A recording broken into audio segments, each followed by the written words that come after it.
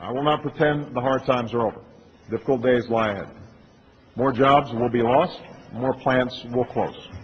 More dealerships will shut their doors, and so will many parts suppliers.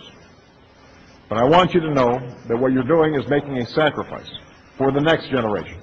A sacrifice you may not have chose to make, but a sacrifice you were nevertheless called to make so that your children and all of our children can grow up in America that still makes things. Well, the Democrats' way of running this country is to go tell us all how we ought to make sacrifices. God, they're great on that stuff. But they're all going to have us over the hill to the poorhouse. We ain't going to be able to drive over there because we ain't got no gas, so we're going to have to walk it. Now, let me be clear.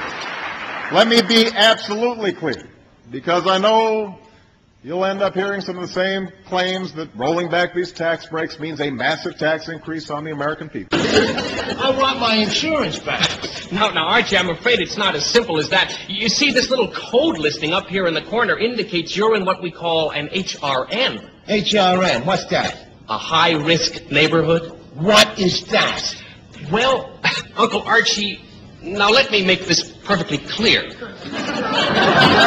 have I heard that before? Let me be absolutely clear. Because you ain't going to sell me none of your progressive pinko welfare ideas. So what have you got against welfare? Everything.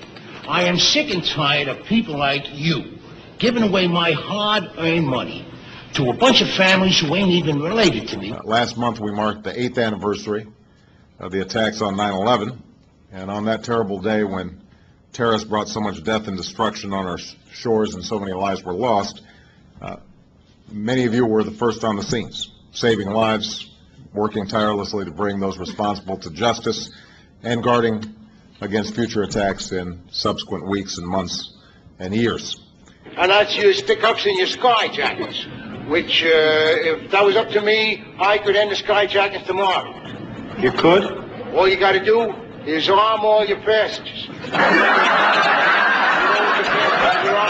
And if he ain't got no more superiority there, he ain't going to dare to pull out no rod. And then your airlines, then they wouldn't have to chase the passengers on the ground no more. They just pass out the pistols at the beginning of the trip, and then pick them up again at the end. Case closed.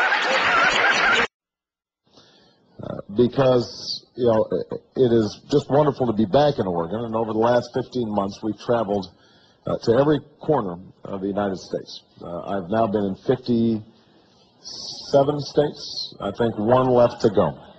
Alaska and Hawaii I was not allowed to go to, even though I really wanted to visit, but my staff would not justify it. And meet him, dead from the neck up. Meet him.